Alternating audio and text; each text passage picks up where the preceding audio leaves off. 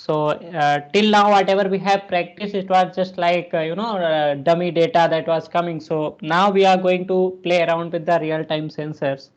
So I hope you people will be having some devices. If not, that is no problem. So what I am going to use, I have now Raspberry Pi 3 model B plus, right? But the latest one now, what I will recommend you people to use Raspberry Pi 4, that is now available in the market.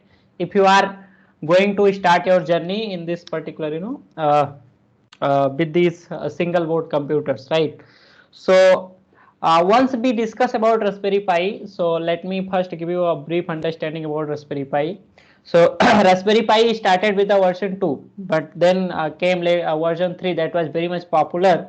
Raspberry Pi 3 model B plus having 1 GB of RAM capability and Broadcom ARM Cortex processor, right? And then we will see one by one those specification and all. Then nowadays now Raspberry Pi have launched with 1 GB RAM, 2 GB RAM, 4 GB RAM and 8 GB RAM variant of your Raspberry Pi. So just imagine if you have a single board computer of 8 GB RAM, right, and you can play around anything with that particular board. So I have few Raspberry Pi boards here like this page. Some of you might have used this board also, right? So I generally used to play with clusters and all with these boards. So I have 4 5 Raspberry Pi boards. So if you have, then you can start something with these boards. So but if you are a beginner, right, you haven't played around with these Raspberry Pi boards, so what are the things that need to be keep in your mind before moving ahead? So first of all, Raspberry Pi has various vendors from where you can buy. Like in India you have Element 14, Robo.in, then you have other than that there are a lot of local vendors that you can look out for these things. So first important aspect, once you buy your Raspberry Pi, what are the accessories required for this Raspberry Pi? So let us navigate to the official website. That will be the best resource to follow how to get started with this Raspberry Pi. So let me share my screen. uh,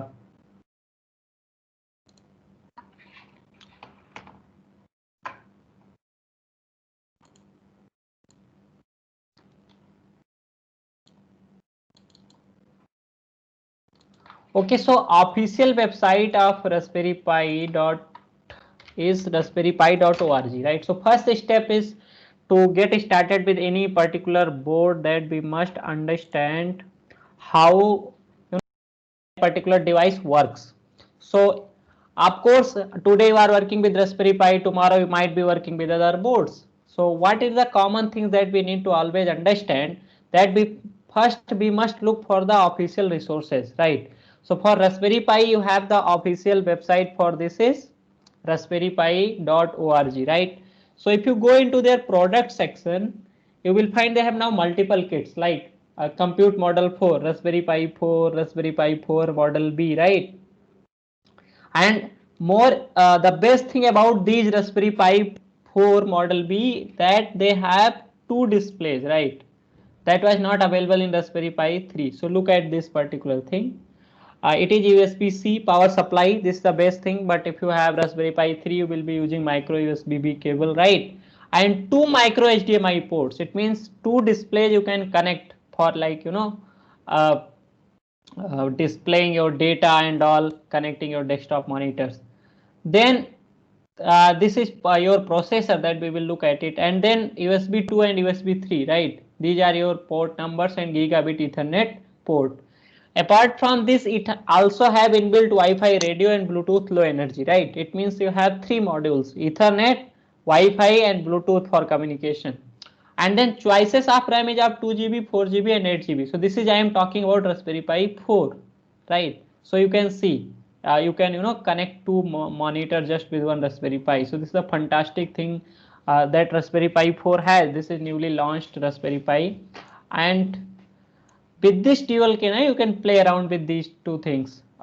Then more important, if we have to look out what else will require for this, so you require one Raspberry Pi USB power C supply for providing power to your board so that your Raspberry Pi can boot up. Then you will require one SD card, right? One SD card in through which your operating system is going to be boot up. Like in your system it is basically your hard disk, right?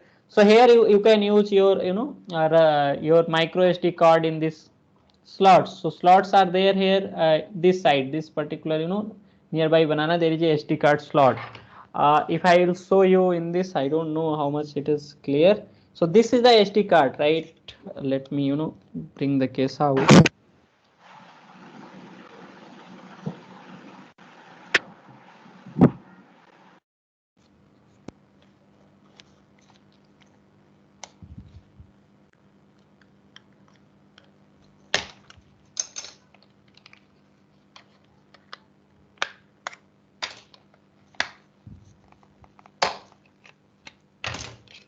Okay, so this side you can see that this is a SD card. In the back side it is the SD card, right? So this is 16 GB micro SD card, in which whatever data, right, you will want to store from this or SD card, only your OS is going to be boot, right? So I will tell you the steps also, that how you can make your this card bootable and you can load your operating system.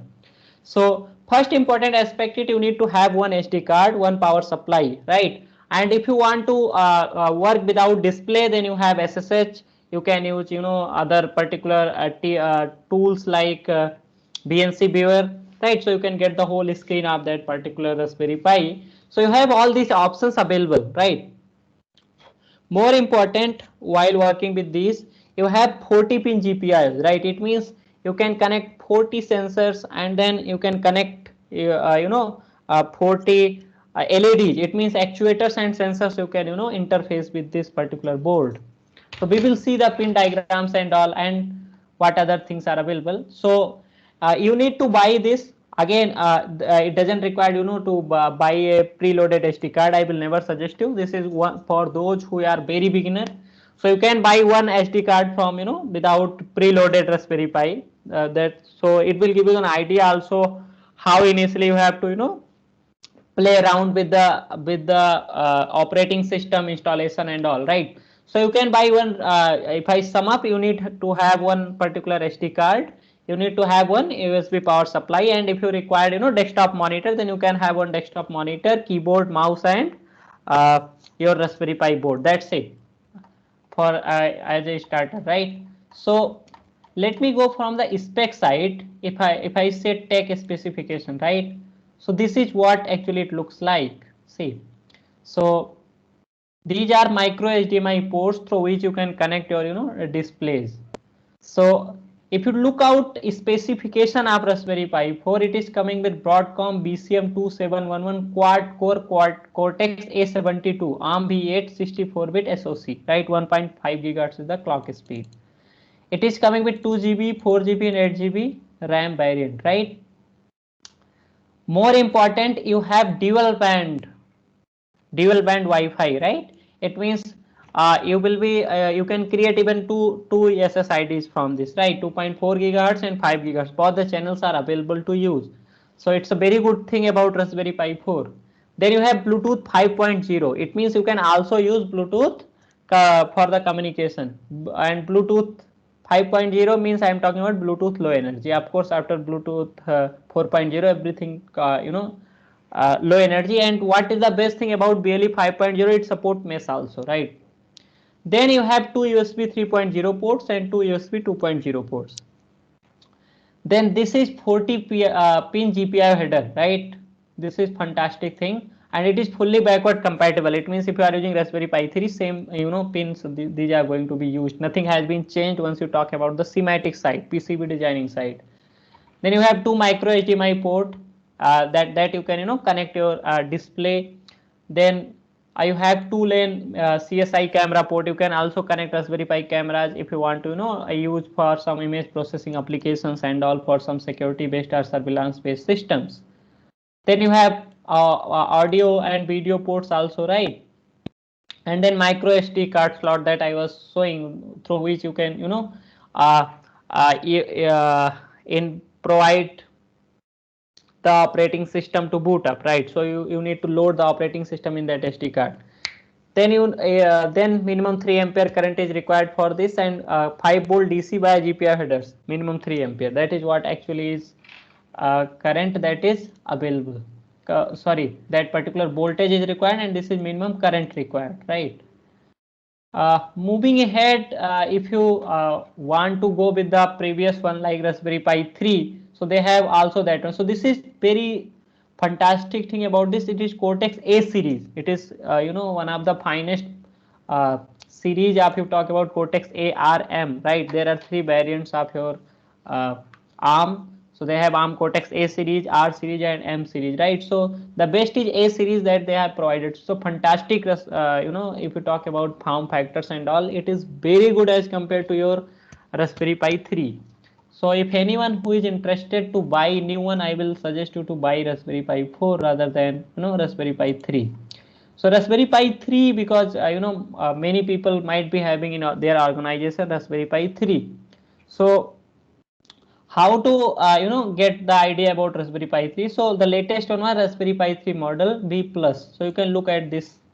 They have also given all the things, right? So similar things will be required, but specs is changed. So you can also perform comparative study. Here your Cortex A53, there is Cortex A72, more latest processor, right? Here your processor is from Broadcom BCM2837, right? It means this chip that you see in the middle in Raspberry Pi, it's Broadcom processor. If you will try to look at it, it is also written there, right? 2837. Then you have 2.4 gigahertz and 5 gigahertz. This is what also were available, but Bluetooth 5.0 were not there, right? That support mesh. So it's good to have it Bluetooth 5.0 in Raspberry Pi 4 version, while in Raspberry Pi 3 you have only Bluetooth 4.2. Then you have extended 40-pin GPIO header, full size HDMI, but only one HDMI port is given there, right? And then most of other things are also there here that were available in Raspberry Pi that is available in Raspberry Pi 4, right? So this is one of the board that I am going to use, Raspberry Pi 3 model B plus, right? So now if you have to go for the software side, right? So it also support download Ubuntu for x86 based operating system, and also let me go to the download section and what are the operating system they have available that supports, like their official operating system is Raspbian, right? So in their downloads portal you will find all these Raspberry Pi operating systems. So they have just changed the page, 1 minute. See, this is Raspberry Pi OS desktop and recommended SHA. Okay. Debian Buster with Raspberry Pi desktop. See, these are the operating system that are available, right? Operating system images. Okay. So whenever you will require, right, to boot your Raspberry Pi, you require the operating system, right? So this is Raspberry Pi OS, that is known as Raspbian operating system, right? So they have multiple Raspberry Pi OS with desktop and recommended software. It means it will be little bit heavy. It will be having all the pre-installed software that is required for like SSH and all will be pre-installed. But if you are going with Raspberry Pi OS with desktop, it means other recommended software will be not installed. That's why you see the size is different. Here it is 2.5 GB around and it is 1.12 GB, right?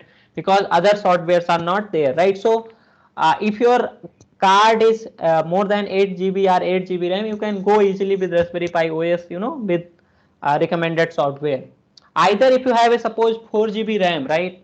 4 GB RAM of your 4 GB SD card, right? Then you can go for Raspberry Pi OS Lite.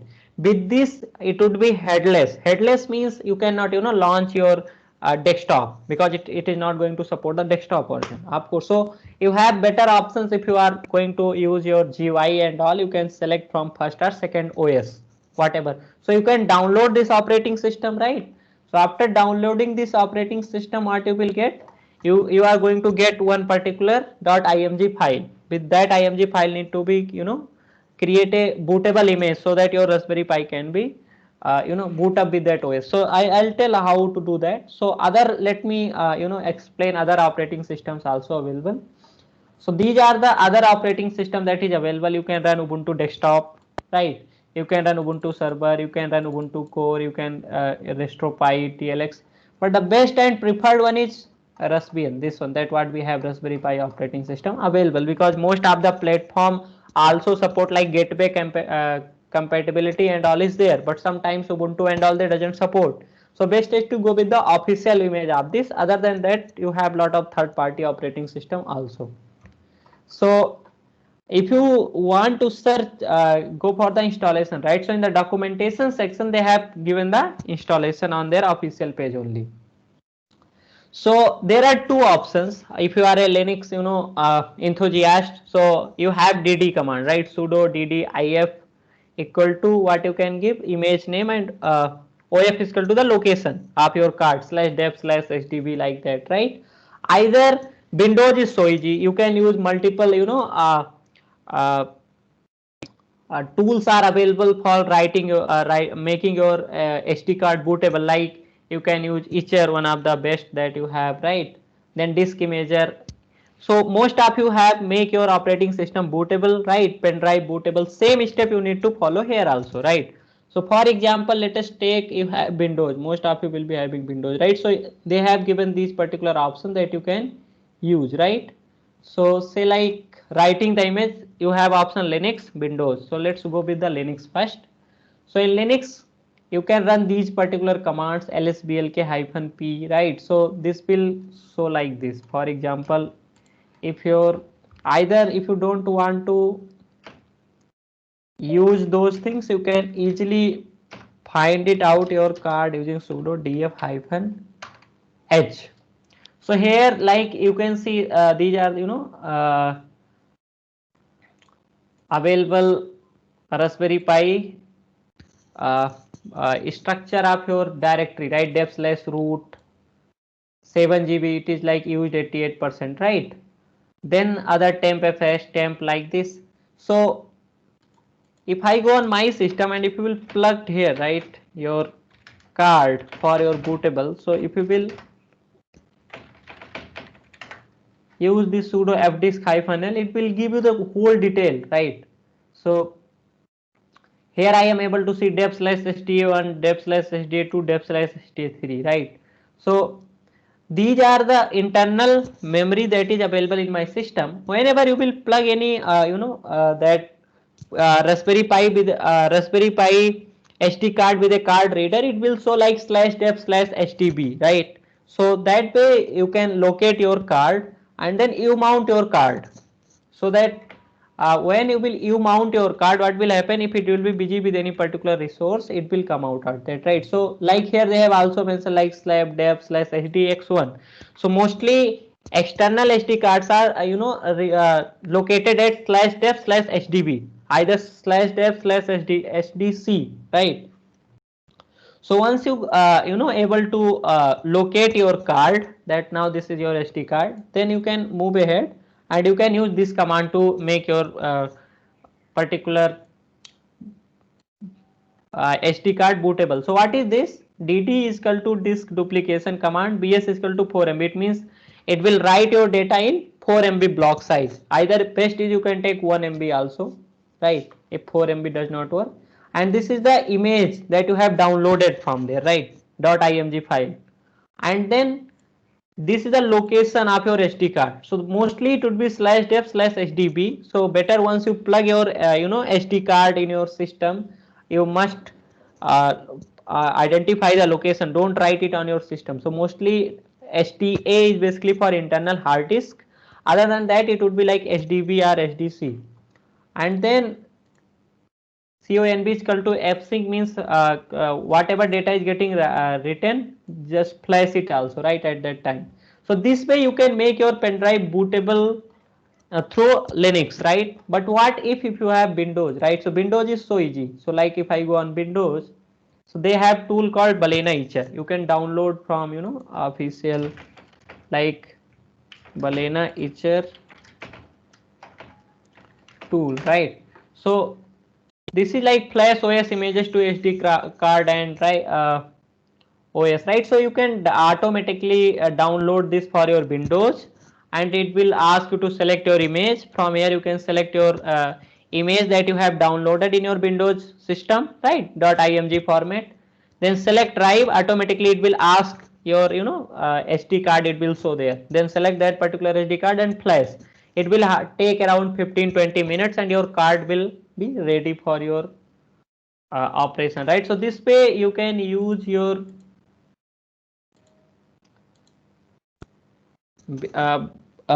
card in your OS, card as an operating system. So now what happen, your card become bootable, so automatically it will load that operating system whatever you will put. So just you need to power up, put your SD card after making your SD card bootable. So whatever I have discussed till now, these are nothing but the steps to make your SD card bootable, right? So what next? If after this your your Raspberry Pi will be ready, right? So this is very basic step that you need to perform if you have a new Raspberry Pi board. Okay. So once your card is bootable, right? Like this particular card is now bootable. I have either went with DD command, either we have went through Windows, right? So once this card is bootable, just plug this Raspberry Pi and automatically your Raspberry Pi will boot up, and by default your username is Pi and password is Raspberry, right? So now let us go ahead. So I have now prepared those cards because time was less. So because we have to understand more into the concept side. So this way you can prepare your Raspberry Pi, right? So you have two options.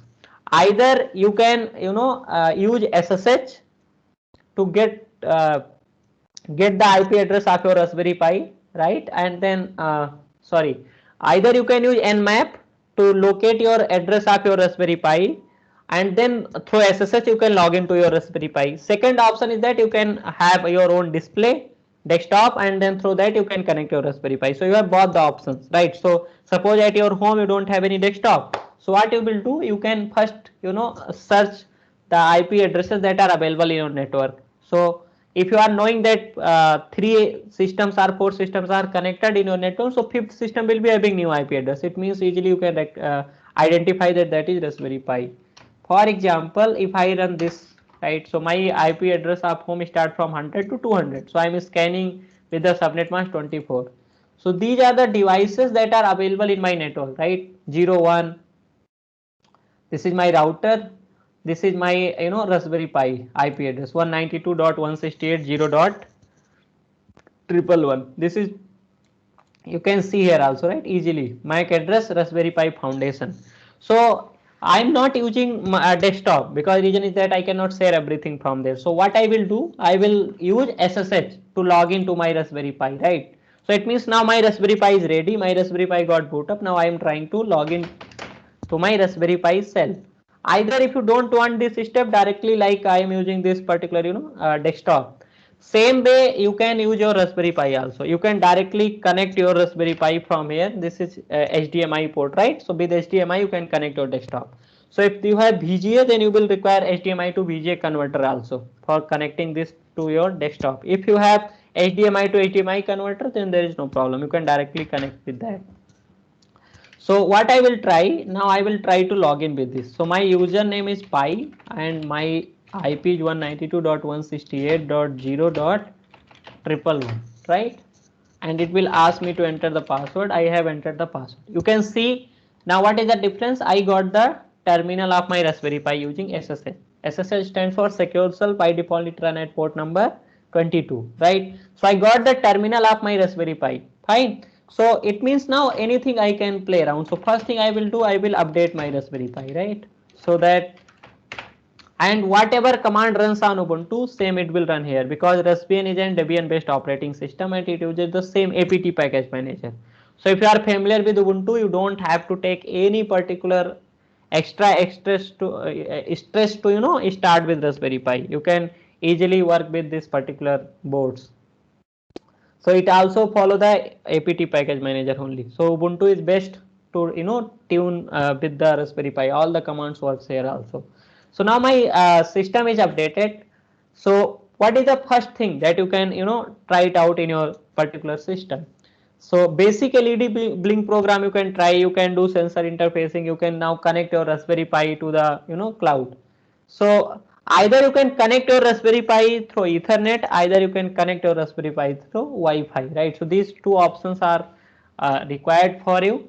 So if you have desktop, easily like in your system, you see on the top of that it will show the Wi-Fi signal, and through that you can connect. Either you have Ethernet. Both the options are available for your internet. So my system is connected through wireless Wi-Fi, right?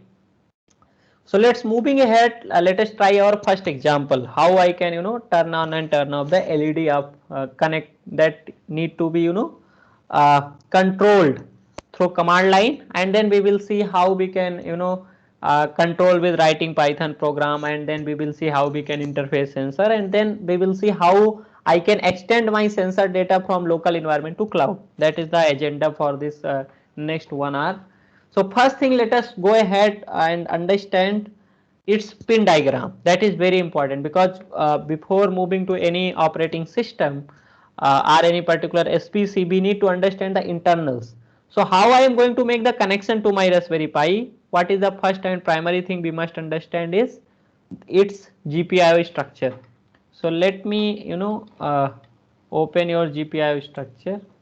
So this is the pinout for your Raspberry Pi. You can also search on Google, you will find Raspberry Pi 3 or Raspberry Pi 4.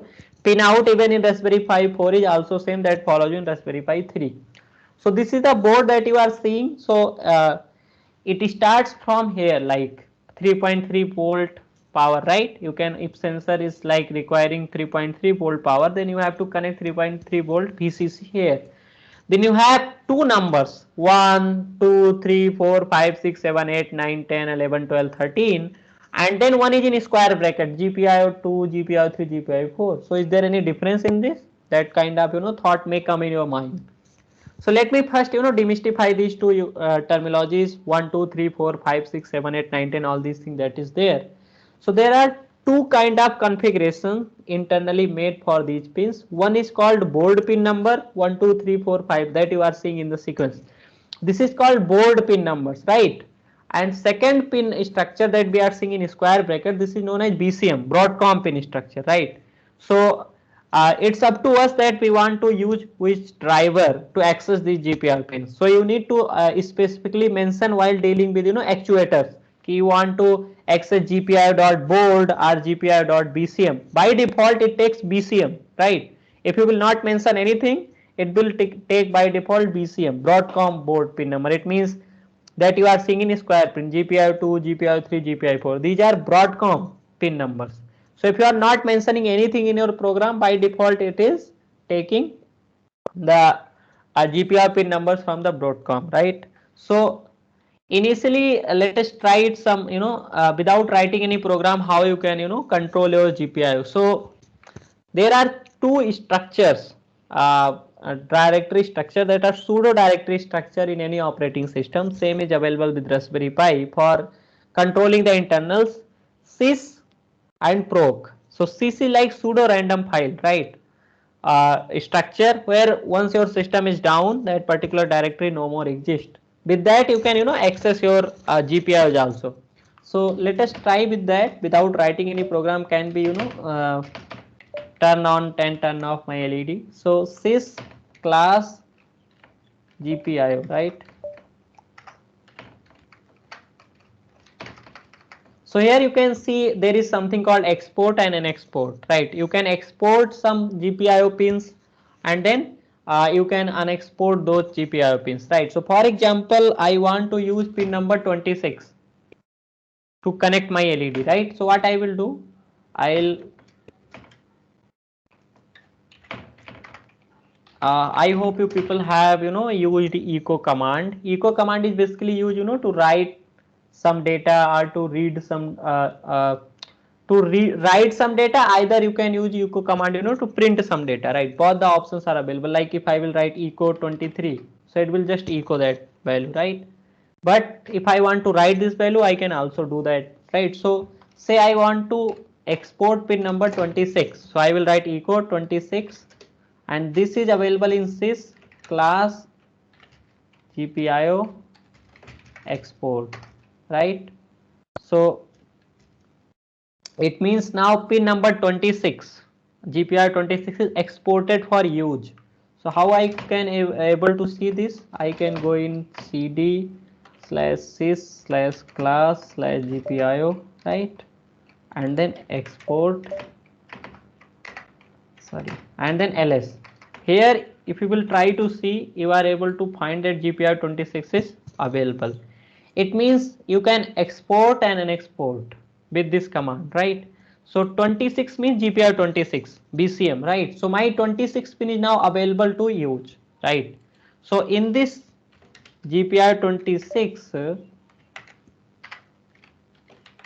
inside this we have something called direction and value, right? Direction means this pin I want to use it as a input pin or output pin, and value means either it could be 1 or 0. So both the options are available for us, right, without writing any program.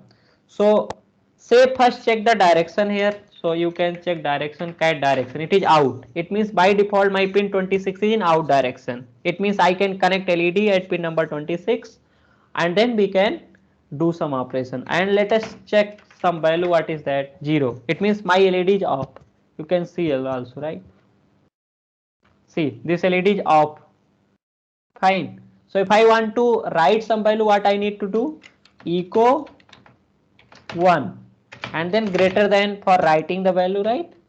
If you are familiar with Linux, you will be able to find this echo 1 greater than sign, double greater than sign. So value is nothing but a file, right? In Linux everything is file. Even your everything is treated as file. So value is a file in which the current value is 0. I want to write it 1, right? So you can see LED is now blinking, right? So by default, without even writing any program, you can turn on your LED using sys sudo file structure, right? So your LED is now turned on. If I want to turn off, what I need to write? Echo 0 greater than value, right? Now see, LED is turned off, right? And if I will change this, it is turned on. Fine. So this way you can turn on, turn off LED without writing a program using sys particular structure, right? Sys file structure. So this is one basic things. You can export some GPIO pins, and with that you can play around, LED turn on, turn off without even writing any program, just through command line, right? So let us understand, going more into the depth. Every time you need to write some programs, you cannot play around with these things. So what next? How this LED need to be interfaced? One, you need to connect with this pin, right? 26. I have connected one pin with 26 and second pin is connected with ground. Okay. So similar to this, you need to connect.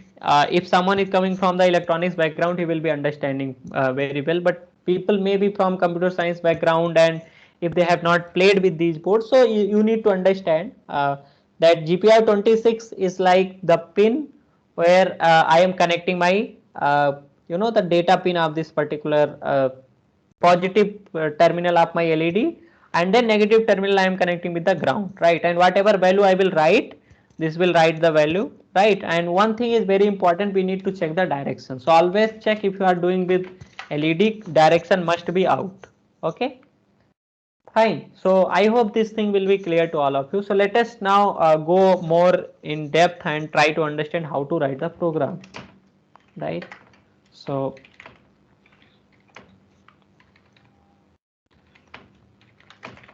I have written some snippet for these things, code snippet for this. So let me first explain those code snippet, how those things work. So you have, like in Python you have rpy.gpio library. You have also in Node.js lot of libraries that you can use for controlling your GPIOs, reading some data from the sensor. But for the time being, because we have touched Python, so we are only going to rely on the Python only. Okay. So how to get started with Python, right? So Python basic terminology is also going to be used, the one that we have discussed. Simple syntax, right? While loop, for loop. It's up to you how many times you want to blink your LED, how much delay you want to provide, right? So if I go to LED program, right? Nano LED on, right? So this is Python program. So first line that is written, import rpy.gpio as GPIO. It means rpy.gpio is nothing but a package in which I want to, named is as GPIO for whole program, right? Then import time is a particular module or package that is used to, if I have to add some delay between, on and off, that you can use this. Then next line GPIO.set mode. Set mode API is basically used to, configure your pins. Either you want to use bold pins or BCM pins. I was explaining, right? Square brackets, tells that it is BCM pin, while your normal pin numbers 1 2 3 are board pins, right? So I am using BCM because that's what you can change board also, so you need to follow 1 2 3 4 5 6. If you are using BCM, then 26 means this pin, right? The last one from the first column. Okay, this is the second column, first column. So in first column, before the last pin, second last, GPIO 26. While if you are going to follow the board pin, so it would be like where GPIO 7 is written, right? So there you have to connect the positive terminal of the LED and then ground, right? So both the options are open. I have selected GPIO.BCM. Then you are also, free to use board pin. Then GPIO.set warning false. This line just I have added, if any warning is coming, it should not display. However, you can, it's just nothing but syntactical sugar. You can remove if you want to see the warning. Then next one is GPIO.setup. So I also given you one example where direction must be out, right? So this is very much similar to that. 26th pin of this Raspberry Pi board, you want to use it as input or output. So suppose you are using sensor, then that particular pin will be used as GPIO.in. But here, because it is LED actuator, right? So this pin will be, used as out pin. So that's what I written GPIO.setup 26.GPIO out. Either if you want to make this program more generic, what you can do, you can here like uh, pin number. You can write like this: pin underscore number equal to 26, right? And rather than writing 26, you can replace like this: pin underscore number, right? Pin number, and then in place of this you can write like this: pin underscore number. So it's up to you that if you want to make it more generic, you can make it like this: pin number, right? And this is delay of 2 seconds, delay 2 seconds, right?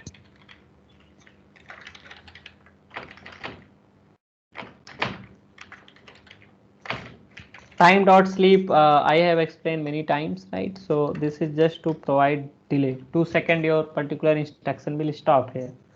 And then you can, continuously, if you want to turn on turn off LED at every 2 second interval, you can write while loop.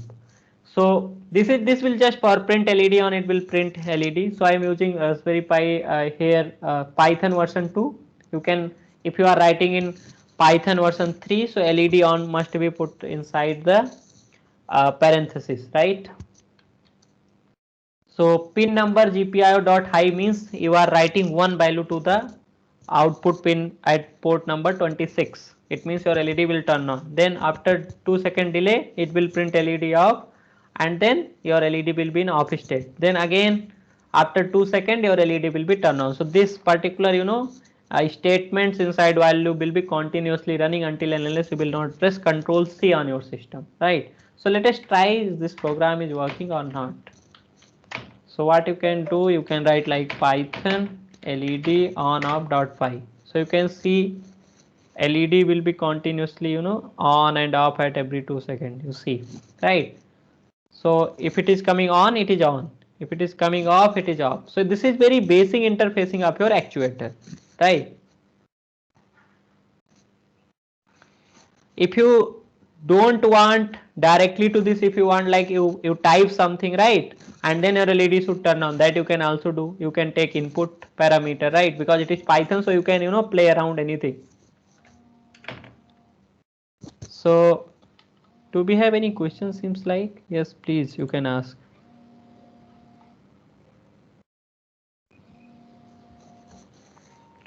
Okay, you mean to say how to use interrupt into it, right? So interrupt see, for interrupt I have not configured anything right now. Later you can catch me in the offline. I will give you certain materials or some problem statement.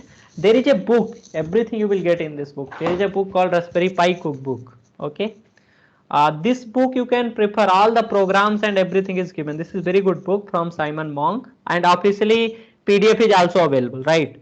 So interrupt and all everything is given in this book. Okay, so Raspberry Pi cookbook, software and hardware problems and solutions. I have also listed this book in my uh, PPT.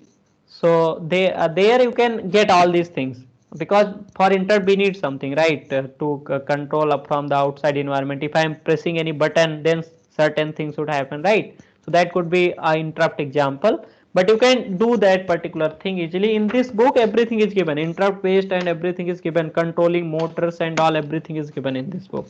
So it's a very good book. Python basics are also given in this book, right? That is required for your working on Raspberry Pi.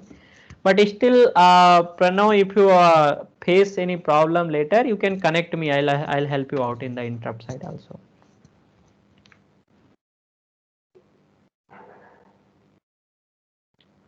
I hope things are fine, right? So we can you can write on my email. I'll put it whatever way you want to provide the interrupt through a button or anything. I'll help you out in that, because you can easily. One thing that is important, you cannot use ADC directly in Raspberry Pi, because Raspberry Pi you doesn't have internal ADC, right? So you need to buy ADC module if you want to use any analog sensors and all. You can only do digital operation with Raspberry Pi 3. So now once you are basic under gone through this basic LED turn on and off, let's move to the sensor interfacing, right?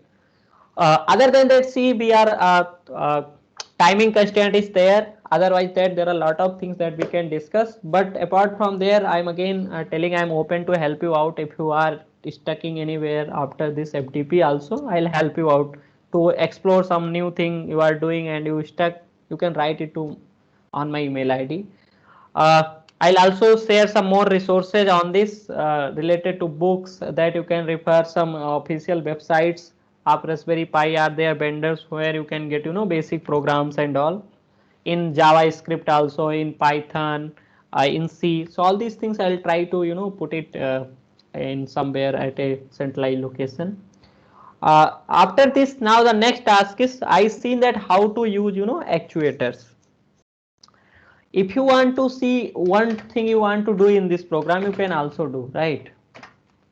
Like in case if you want to turn on LED on some input, so you can do also that, right? Here GPIO dot output, GPIO dot low. So here you can write if loop, if this is this, then LED should be low, and if this, LED should be high. So that thing you can do, just take the input from the user and then put this block GPIO dot output pin number, GPIO dot high in this block. Else in else block you can keep right GPIO dot output, so say low. So if user is entering input is equal to high, so your LED should turn on high. So those things you can do some that kind of applications from the keyboard, how to control this LED from the keyboard rather than writing directly. So that you can also do later. So this you just treat it as your kind of assignment. It will give you it will give you the boost to understand how you can control these LEDs from the keyboard easily. So let's move to the sensor interfacing. So sensor interfacing is one of the important part, because while you will be moving to the cloud platforms, so first important aspect while dealing with your sensor is which sensor you are going to use, right? So here I am going to use DST20, DST11, I think I have, right? DST11 sensor. So you need to first get the DST11 sensor data sheet, right?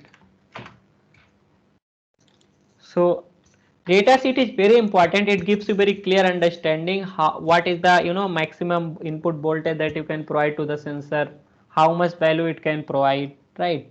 So it's two configurations are available, 3-pin and 4-pin sensors, right? So here you can see that this particular sensor can provide a value between 0 to 50 degrees centigrade, right?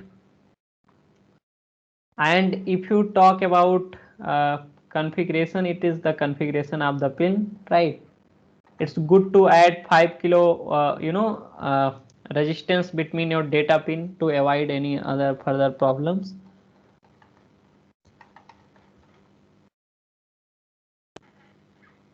And your power supply for this is 3 volt, typical 5 volt, right? So between 3 to 5, it means 3.3 volt is also good. So always use 3.3 volt, because reason is that 5 to 5.5 volt require more energy to be drawn, and sometimes your sensor may burn. So better is to use 3.3 volt, right? So that is the one thing. It means your 3 pin DHT11 sensor, if I talk about like 3 pin DHT11 sensor, right? Diagram if I open.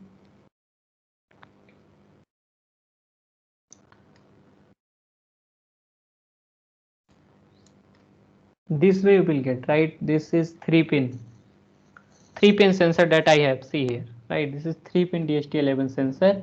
So one is your data pin, one is ground, and one is VCC. Now what does these pins mean? Data pin, it means the pin that is going to fetch the data from your sensor through the API that you are going to use. Then you have ground pin. Ground pin is basically used to ground your to provide 0 voltage to that particular pin. And yes, that's again some of electronic enthusiasts may cut me out, so let me put it. Ground, here I said 0 because it's active low, right? If it is active high, then case will be different. Then might be your device is going to be turned on with that 0 voltage only. So here ground means 0 and VCC means 1, right? So here VCC will be 3.3 volt, and data pin you can connect from any GPIO pins where your data is going to come. It means from which pin you want to read your data. So you need to use that particular pin as a input pin, right? Because you have to read the data. So there are 3 pins. One is ground, VCC. So VCC need to be connected with 3.3 volt. Ground need to be connected with ground pin, and data pin you can connect with any GPIO pins, right? So let us see with this architecture. Suppose I want to connect, because ground and GPIO4 are very closely associated. So what I will do, I will connect my this particular sensor, this particular DHT11 sensor, this VCC plus pin with pin number 1, 3.3 volt, and then I will connect GPIO 4, right, with the after leaving two particular pins, and then after GPIO 4 I will connect ground. So GPIO 4 will be connected with the data pin. This is what very basic uh, uh, connection diagram, if you talk about like this. Okay, so if Raspberry Pi is there, this is Raspberry Pi, right? See, this is what it is going to be connected: data pin, and then your ground, and then your VCC. So VCC 3.3 volt, again I am repeating. Data pin I am going to connect with 4th pin, and then ground I am going to connect with the ground pin, right? So after this you will be thinking how my data will be read, right? So for DHT11 there is a library called Adafruit DHT. Adafruit DHT library, you need to find it out. So Adafruit DHT library is available on this particular first you need to put it Python, either they will give you some other library, right? Adafruit DHT11 Python library. So here this particular library is available, right? GitHub. So all the steps are given. Fine. I will put all these steps. Don't bother about while I will be sharing my materials. So how to even go step by step. So that first I am explaining everything. So DHT11 will give you digital value, right? Someone have a question that DHT11 will give analog value or digital. It will give you digital value, temperature and humidity. It means you don't require any ADC and all to be interface. And nowadays mostly even industry preferring digital sensors only. They don't want to additionally go for ADC and all. So here you can use this particular Adafruit library. So there are two options. Either you can use in Python 3 directly, sudo pip3 install Adafruit DHT without downloading all these things. Nothing is required. You just need to run this particular sudo pip install Adafruit DHT. If you are using Python 2, Either you can use sudo pip3 install Adafruit DST. So it will install the Adafruit DST library on your system, right? Either you have also option to go with this whole Adafruit Python DST install and then you run python setup.py install, then it will install the library. That is one more option that is available to you, right? Like this way. Sudo python 3 -m install upgrade pip setup tools will, all these things you need to do. So best option is you can avoid all these steps and you can directly move to this sudo pip3 install and Adafruit DST. Either if you are using Python 2, sudo pip install Adafruit DST. Either you want to clone whole code and you want to go with this, then you have step this cd Adafruit Python DST. You should git clone this, git clone, and then provide all these particular GitHub link. It will clone that particular whole code in your system. Then sudo python setup py.install, then inside this you can go and then you can build this particular thing. So best is run this command only, sudo pip3 install Adafruit DST. That's it. All the thing is perfectly fine. You don't have to read even the steps, all these things. Okay, so once your package is ready, you need to understand the libraries. So in their example section here, see Adafruit DST.py is given, right? So sensor arguments are like 11, 22, 2302. So three variants of DST11 comes, 11, 22 and 2302. So you can provide 11, right? And then here the API that is need to be used, humidity and temperature, two values is there, right? So this particular API adafruit.dst.read retry sensor comma pin. So pin number means GPIO pin through which you have connected your sensor. So that could be 11. Sorry, in sensor you can provide pin number 11 or 22, whatever sensor you are using. So if you are using 11, so that value will be 11, right? And then here pin you can provide the pin number through which you have connected GPIO 26, GPIO 4, whatever GPIO you are using, right? And this is very basic program. So and if you want to say like if humidity is not none, it means there is some value, and temperature is not none, then print this value on your local terminal. So this is very basic program, right? This is written here also. So let me go, I have written your snippet here somewhere. So nano read data.py, right? So same I use these references to write this program, right? So I used improve adafruit.dst library, time for providing delay, DST sensor I put up like adafruit dst.dst11. If it is 22, just change this value, 11 in place of 11 use 22. That's it. No more changes is required if you are using DST 22 sensor. DST pin is equal to 4, it means I am going to use GPIO pin 4. By default I am not setting anything because this is the BCM pin, right? Then same library, that what I was explaining yesterday, if you try to recall, that in place of humidity and temperature rather than hard coding, you will having only one API. So here that is this particular API adafruit.dst read, and it DST sensor means sensor type, it is DST11, and DST pin means fourth pin GPIO 4 through which my data pin is connected, right? What next? Now whatever value it will read from sensor, it will put humidity and temperature. So this will come in humidity variable and temperature variable. After moving ahead, I am just trying to understand that value is coming there or not. Might be the person has put up a particular pin wrongly, right? It connected the pin wrongly. So what may happen? You will not get the value. Of course, you need to connect the right pin in Raspberry Pi. So if I return if humidity is not none, it means there is some value inside that particular variable, and temperature is not none, it means there is some value inside that temperature, then print this value, right? So this is what I told about yesterday, the format. You can write like 0 or 0 colon 0.1f. So this will come in the same format. And then dot format temperature and humidity. So it will just printing format, it will print like temperature, humidity, this much centigrade, that much percentage. This is just a way of printing. Otherwise it will print sensor failure check wiring, and it will continuously printing the sensor values with a delay of 3 seconds. Okay, so let us try that, is this work or not. So python read data.py, fine. So see, this is started giving the temperature and humidity value. So this is Pune, so here that's why humidity is 95, 96. It's very good, but might be at your location it would be 60, 65 depending on the location. And temperature is now around 26 degree here, right? 26, 27 around will be there. So this is a real time value that you are getting from this sensor called DHT11, right?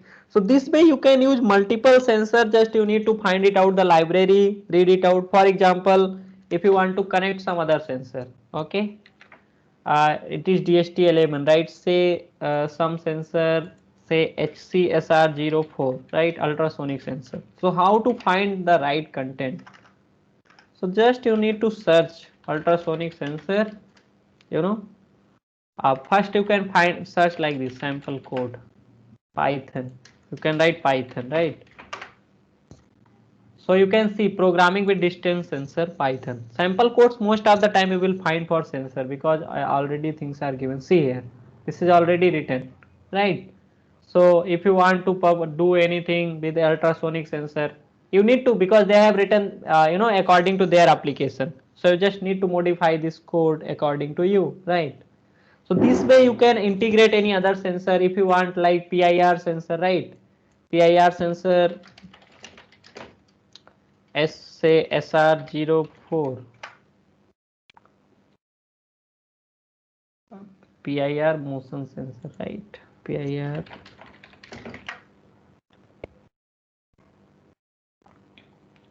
So first of all, it should be digital. That is one important part. PIR motion sensor with Raspberry Pi, right? So you will get lot of tutorials are already placed on the Google. You just need to see all the things you are going to get. Sample codes are written. You don't have to, just you need to little bit knowledge of Python. Like say PIR input means they are connecting pin number 29 of this data pin through which you are going to get that person is there or not. LED is connected to pin number 32, right? And you want to say set warning false, it means you don't want to print any warning if it is there. You set up here GPIO.set mode board. It means you are, this program is going to use 1 2 3 4 5 6 7 8 numbers of Raspberry Pi. So you can set up GPIO.bcm, either you can remove this if you want to go with the square bracket numbers. Then PIR input GPIO.in. Why GPIO.in? Because this is sensor, right? That's why this pin need to be input mode. Then LED GPIO.out, because LED pin need to be printed in output mode. Then GPIO.output LED GPIO.low. You are just making your LED into the low state. It means 0. So here you are trying to say for example if GPIO.input PIR input, it means if there is a value 1, right? So you can turn on LED. If not, turn off the LED. It means if any signal is there, turn on LED. It means some person is detected, turn on LED. So in place of that, you want to send the data to the cloud, whatever you wish to, you need to just write in this block. So this way, most of the sensor that is available in the industry, you will find the sample codes. Just you need to understand how it should fit in my application. This is very important thing. So for sensor, what even in C electronic beings, every sensors are given, like accelerometer, gyroscope, triple axis magnetometer. DHT11 code is seems like also given there. Pi camera module interface with Raspberry Pi. So all the sample codes you will get over Google, right? You just need to put the right terminology and basic understanding will give you the sensor. So sensor is never constant. Even from the vendor you will buy, right? Sensor you can ask, he will provide the sample code for sensor, how to read the data and all. They generally provide, each good vendor provide you the sample codes for this. So this way you can interface various sensors. So let us move to this. So see, it is continuously sending the value. Sometimes it creates problem, might be the wire maybe little bit loose, so it is saying sensor failure. Otherwise you are getting the constant temperature. So if you have to change this temperature, see 27, right? So if you will try to change, you can change the temperature also. Just put some uh, heat nearby, so you can change temperature, or you can see that your sensor is working, temperature got just changed, right? But now this particular thing is not IoT. This thing we were doing from the days when we have microcontroller like 8051, with the processor 8085 that were restricted to the local environment. Our idea when we talk about IoT means extending this particular, data to the cloud environment. And we have studied protocols like MQTT and all. So how I can use those, MQTT protocols and all with these sensors? That is very important. You tomorrow there is a need, you can use different sensor, of course, but now let us try to use MQTT protocol that we studied in Python to extend your data to things board. So in morning I was, trying to give you the example that how you can, send your data. So see, they have given some sample code also. Why I am going with all these things sample codes? Because reason is that you will be easily able to in future find out the resources, right? That many people generally claim that okay, no, I have done something from scratch. I am a very open source person, and if I don't have done anything, I will just give the credit to the person who have done, right? So many things, these things are already implemented, you just need to modify according to your application, right? So say, see, I am using DHT11, right? The code is given for DHT22. It means I need to change here. So I'll tell you that how you can change that thing. So see DHT22 things board Raspberry Pi. Just put this line on Google. It will give you, see, sample code. Temperature upload over MQTT using Raspberry Pi and DHT22 sensor. Okay, do we have any question? Kindly take one programming example on how to use multiple cores of Raspberry Pi at the same time. Okay, you mean to ask HPC based application, right? That's, I think, it's very difficult to cover in this, time span. Uh, how to use multiple cores, you need to configure OpenMPI and all those things for these things. And I'm not much into that domain also, right? HPC based applications where you need to use multiple cores, but you have like OpenMPI and all you can use for that. I think you can connect to Ashish sir. He was taking some session related to SPI2C, so he is well and good in this hardware side at HPC based applications. I am not into that much, so I can't. I can tell you the base because some base I have tried these things, but majorly I'm not into it. My core field is IoT.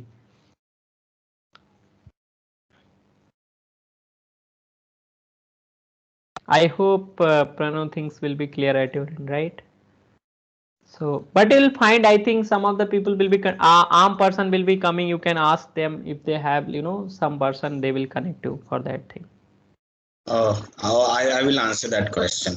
Okay. So, if you want to use multiple processor cores on the Raspberry Pi, you have to learn a bit about multi-threaded programming, and then generally use an OS. I mean that version of Raspbian or some other OS which supports multi-threaded programming, and So then the threads will get allocated to different cores. that is good option. So they need to go with, I think, then Ubuntu, because this will not support multi-threading. Yeah. So they can use this POSIX based API. That could be one option, like pthread create, pthread join, and either they can go for fork and all these things. Might that will help. But majorly again, it's become very difficult to display at the same time that same core is using for backside. In OpenMPI and all, one of the thing that can be little bit, but I'm not sure about that part. But sir, what sir is telling, I think is the right way to use. If you will be using multiple threading applications, then of course you will find that all those cores are getting used. Uh, which simulation tool you mean to ask Raspberry Pi? Can you specifically tell me the purpose? Then I'll answer that query.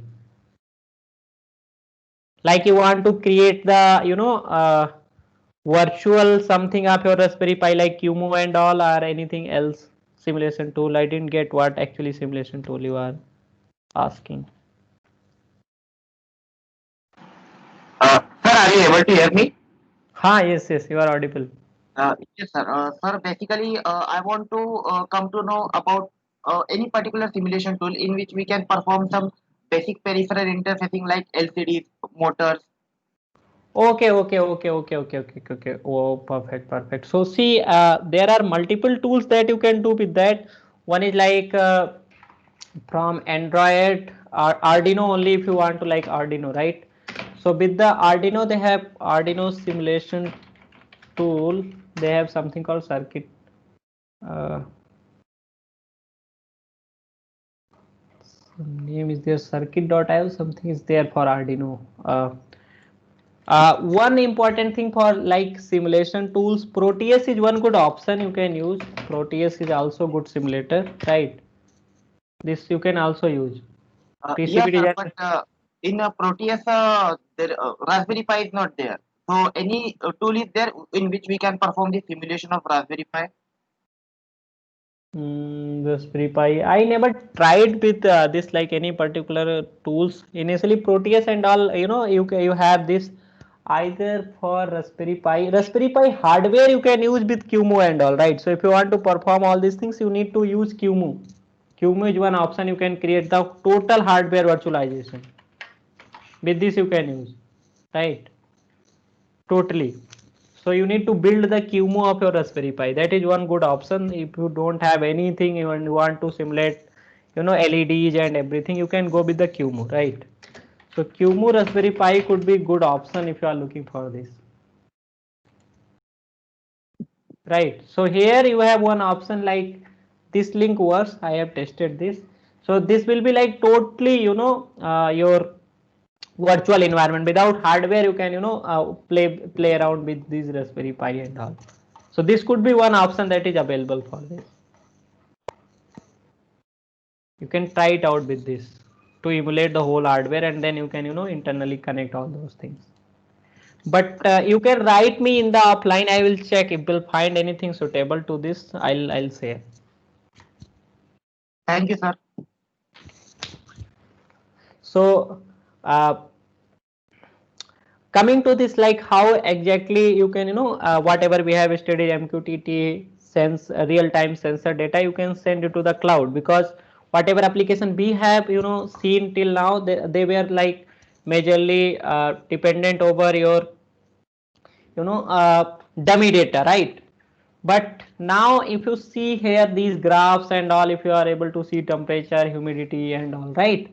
So see, they have given their wiring mechanism and all, and these sample codes are available, right? So you don't have to do these steps once you have already installed pip install and approved DHT. You don't have to do. So these are sample code they have written, right? This is a sample code, but this code is written for 22 DHT22. It means if you will connect DHT11 sensor, this particular program is not going to work. So any cloud platform always gives you the sample code for one sensor, but you have to, if you are changing the sensor, you need to, integrate different sensor code. But other than that, same APIs are going to be used. So in morning session, if you have, noticed, there is something called access token, right? We have to create. So here like written DHT22 demo.token. This is the first thing that we need to, uh, change. Whatever token will be from devices section, that need to be changed. This is empty dictionary that they have created. Initially temperature, humidity 0. So if you recall my yesterday's Python session, from there you can connect easily, right? And then in Python, MQTT.client is nothing but a, client is an object on which we are going to perform everything, right? This is related to your MQTT. So client.username.pw set access token to what? It directly connect your devices with the, with that virtual platform. So if you will put the access token of my device, your data will directly come to my device, right? That's why access token need to be kept secret. Okay. Then client.connect, what this API does, it is doing the same. Once I was writing mosquito pub hyphen t cdec ix hyphen h localhost hyphen p 1883, right? And so thingsboard host means it is giving the address of the broker, right? That is demo.thingsboard.io. It means this broker is running on the cloud. Then 1883 is the port number of your, MQTT broker, and then 60 is keep alive intro that I was keeping, every 60 seconds it will be sending ping request and it will be getting ping response. Then you have client dot loop start. This will start your start the loop for continuous loop for your MQTT. From here your program will start. It means your MQTT will start publishing the data and all those things, right? So that means before that the connection is established. After that you need to do publishing, subscribing, everything, right? So subscriber side you don't have to take care, because now subscription will be taken care by the cloud. We don't have to do anything, we have to publish the data, right? So first important thing, once my loop has started, because I want to publish my data continuously, so I have put up try except block. Try means in this section your main logic will come. Except means don't stop until and unless there is a keyboard interrupt, if I am pressing any button on this. And then if something like that, stop the loop and disconnect it from the MQTT broker. So here humidity temperature, same API that we used. Here you need to change DHT.DHT22 to DHT11. 4 stands for GPIO pin 4. Okay. Then you have humidity round, humidity comma 2. It means round 2 decimal places. It means if it is like 25.601234, so you just want 25.60. That's why round function is used. Similar to that temperature. It means now whatever value is coming in humidity and temperature, you have make it to the 2 decimal places maximum, right? And just you have printed in your local environment. But you need to update this value in your dictionary also, that you have created here, sensor underscore data temperature and humidity. So yesterday I told take the key name sensor data, and then what you need to use square bracket key name equal to the new value that you are getting. So new value you are getting inside temperature and humidity, right? So what I did, sensor data key name from air equal to temperature. So whatever value that is contained in this temperature variable is now will be updated here in place of 0. Same for humidity. And then client dot publish, this particular API does nothing. This will publish the data, and this 1 2 3 is nothing but pretty JSON format. So v1 slash devices slash me slash telemetry is by default topic name. So your things board uses v1 slash devices slash me slash telemetry as a topic name for publishing the data, right? And then json.dumps sensor data means your data will be converted from dictionary to JSON format, that I giving example in morning, right, using HTTP. Then you are just giving some delay up to 3 seconds, right? 2 seconds I think is the interval. Every 2 seconds is the delay for reading the sensor value, and that's it. So this is very basic program. See, so MQTT is now also getting used in this for connecting your local sensor data to the cloud environment, and then these data will go to the your things board device section, and then that data you can visualize, you can create graphs and all. So let us start doing that process. So first thing what need to be done, I need to log into my things board demo account, and I need to create one particular device. Okay, so let me create one device. So if someone was not in the morning, for them I am again repeating. So once you will log into this things board platform, right, open source IoT platform, you need to go into the devices section, and here you need to create new device, right? Add new device. So here I will give a name, say like DHT11 IoT device, say I given this name, right?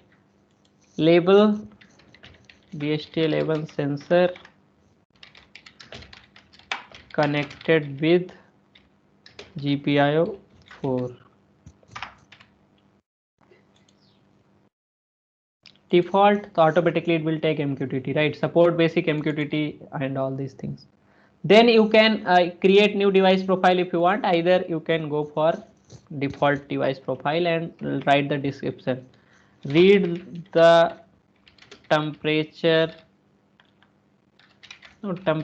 and humidity value from the DHT11 sensor, right? And publish the same using MQTT protocol to things board, right? And next, credentials. So here you can add credential, right? So credential I am taking, say like IoT, FTP, IIT Goa, right? This I given the credential. Ensure you should not give the same, otherwise it will not allow you also if you will be creating your device, and click on add. So this device is created, DHT11 IoT device, right? So here initially we don't be having any data. So my data is available in the latest telemetry section, right? So I need to go into my existing code and do some changes, right? So I have put up this code snippet as thingsboard DHT11, .py. Same code. I have just made changes here. Access token I will change here. What I have created from that device, IoT FTP IIT Goa, right?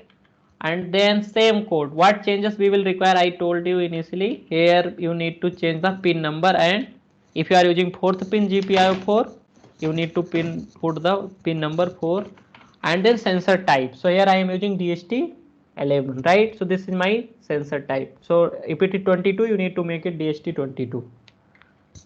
That's it. Now it will publish the data to thingsboard at topic v1/devices/me telemetry, right, at every 2-second interval. So let us try this program and check that this code is working or not.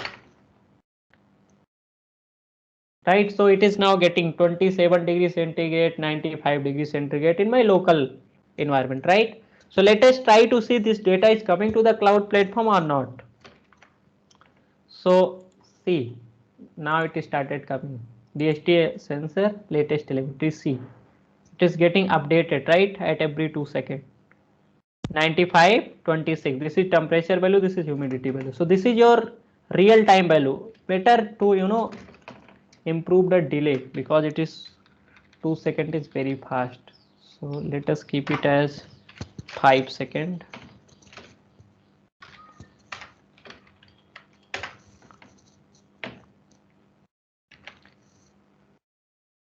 Okay, so now this will start updating at every 5 seconds. You see, now after 52 you will find 57, right? So see, after every 5 seconds your data is sync. So I want to make it in on graph. So I will go on again. Let me see one by one, right? So if you want to create temperature, so you can click on show on widget. Okay, one by one, let me create the desktop. So you have like say analog gauge, right? This, there are various available visualization that you can use, like see temperature degree centigrade. I will click on add to dashboard, and I will create a new dashboard, Raspberry Pi practical, say, right? So this is, I am creating the visualization part. Fine. So see here, now your temperature is there. Okay. So one more thing that is remaining now is our humidity. So let us go to that part and also do that to add here. So click on here and go to latest telemetry, click on humidity, show on widget, and then in this site you can select your different type you want. You can select digital gauge, and you can select this, right? So say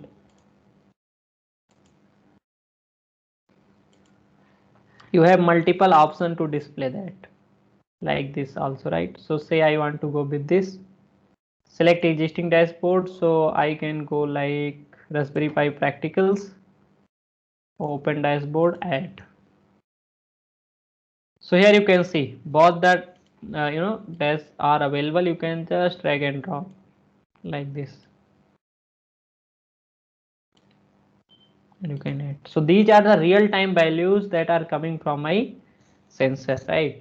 So this is your Raspberry Pi practical, this is dashboard. So this is core example of your integration of your end device to the cloud using MQTT protocol, right? So And this is the real time data. You can see the data will be keep changing. Now it's 27 degrees centigrade. So this value, if I will give my credential to you, you can see it from anywhere, right? So this is the core simple IoT applications, right? Later you can, you know, extend more into it, like anomaly detection, some threshold it is going there, you should do something, turn on LED, turn off LED, all these things you can do in a closed loop. So this is very basic thing that I try to cover, you know, to connect your IoT protocols from device to cloud. You have other good platforms that you can also explore in open source. One is Thinger.io. This has inbuilt mobile app also, right? You can use this. This is again open source IoT platform. But here restriction is that you cannot connect more than 2 devices. Other than that, you need to pay. But this is also very good platform, open source IoT platform that you can use. So if you find time, you can also look out around 6-7 lines of code easily, you know, help you to deal with the controlling of your home's LEDs, fridges, fans with these 6-7 lines of code. So this is again one open source platform that is fantastic. And you have other platforms also like Kane IoT platform, right? So this is again open source platform.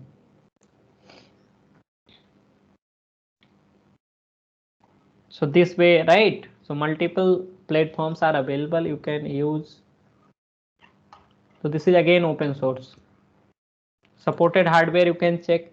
So first thing, whenever you go for any platform, you can look out these platform. You will you know, doesn't find on, you know, YouTube's and all. Reason is that these platform very few people uses, and mostly people in industry are getting used to these things. Like ThinkSpeak and all, you will find videos over might be on YouTube and all. But here you can see these are multiple devices that it supports. See, you can see the range of devices that it supports. So any device you can buy and you can, you know, start working. The API you will get directly. So see, these are the list of the devices is too much. Single board computer, Raspberry Pi 2, 3, 4, 5. In microcontrollers, it means the devices that have bare metal, they can, you know, use all these things. So this is again good platform, mydevices.com. We say it as Kane, right? And you have Thinger.io, Thingsboard. And then if you want to go more on public platform, you have AWS and all. AWS, IBM, GCP, all those things you can use. So that's it from my side. I hope it made some, you know, little bit contribution.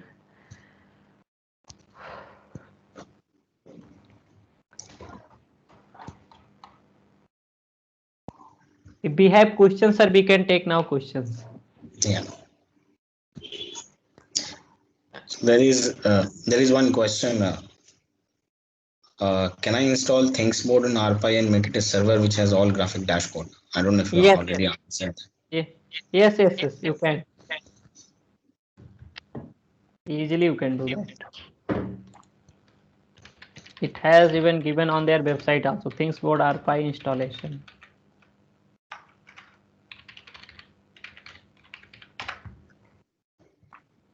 See, you will find everything is given on here. So you can create those dashboards and all everything easily.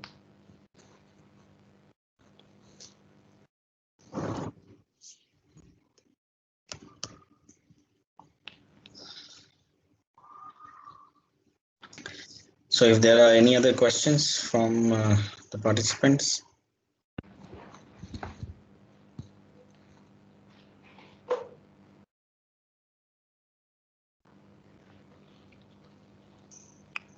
Okay, for this is Visual Studio Code. Visual Studio Code that I use for programming. So Visual Studio Code you can use. Let me type it if you want. This is most of the people, you know, use this one in industry for programming because it makes our job easy rather than writing whole code. We get a lot of it.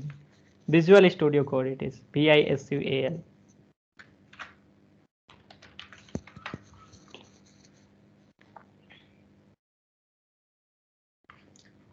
If you want to see, you can see this one. This is the tool, Visual Studio Code. You can use this one. It is also open source only. Don't have to pay any amount for this.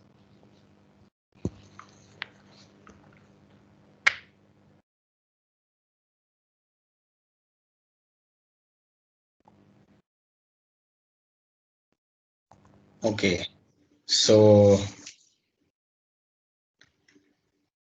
yes, indeed. I think all the 3 sessions today have been quite useful and interesting, and all of you can share a lot of things with the students, when you go back to teaching IoT or related topics, especially the hands-on part, which is something that the students would like more.